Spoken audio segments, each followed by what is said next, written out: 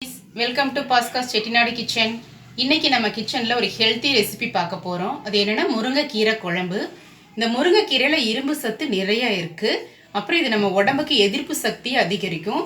இதை நீங்கள் weekly 2 days எடுத்துக்கிட்டிங்கன்னா ரொம்ப நல்லது. கடையில் மாத்திரையெல்லாம் வாங்கி சாப்பிட்றதுக்கு இது உங்களுக்கு ரொம்ப எதிர்ப்பு சக்தி அதிகரிக்க ஹெல்ப் பண்ணும். இப்போ இந்த முருங்கைக்கீரை குழம்பு எப்படி செய்கிறதுன்னு பார்க்கலாம். முருங்கைக்கீரை குழம்பு செய்ய தேவையான பொருள்கள் என்னென்னா, சின்ன வெங்காயம் ஒரு 10, காஞ்ச மிளகாய் 3, வரமல்லி ஒரு 1/2 teaspoon, சீரகம் 1/2 teaspoon, தேங்காய் 2 tablespoon துருவனது, பருப்பு நான் ஒரு கப் ஆல்ரெடி வேக வச்சுருக்கேன், 2 தக்காளி விளக்கெண்ணெய் ஊற்றி மஞ்சத்தூள் போட்டு நான் வேக வச்சுருக்கேன், ஒரு 4 விசில் விட்டுருக்கேன். அப்புறம் முருங்கைக்கீரை எடுத்திருக்கேன். இதை வச்சு எப்படி செய்யலான்னு பார்க்கலாம். இப்போ ஒரு கடாய் எடுத்துக்கலாம். அது காஞ்சிருச்சு. ஒரு 2 tablespoon ஆயில் விட்டுக்கோங்க.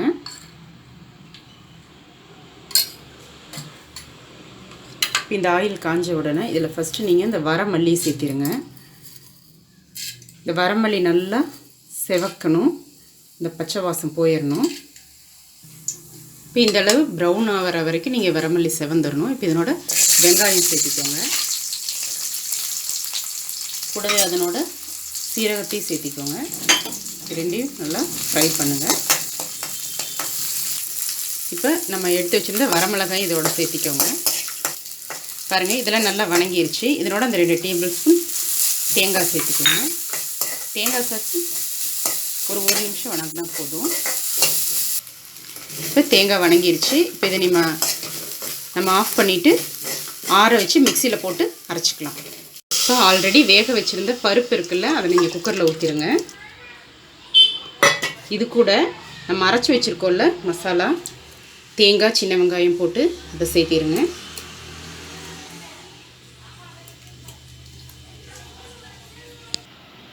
இப்போ இதனோட நீங்கள் கீரையை சேர்த்திக்கோங்க.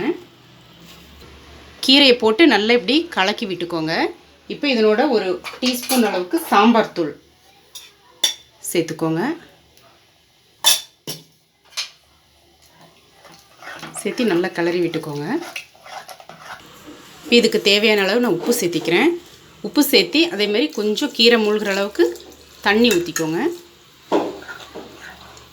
போட்டு எல்லாத்தையும் நல்லா கிளறி விட்டுருங்க.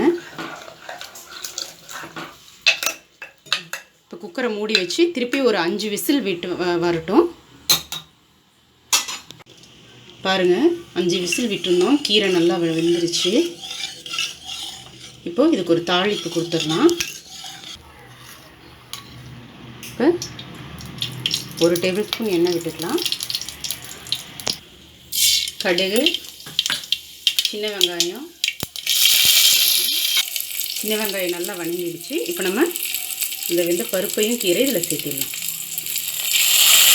இப்போ நம்ம பருப்பு கீரையும் ஊற்றிட்டோம். இப்போ இது நல்லா கொதிக்குது. இன்னும் 1 நிமிஷம் கொதித்த உடனே இதை நம்ம ஆஃப் பண்ணிடலாம். பாருங்கள், குழம்பு நல்லா கொதிக்குது.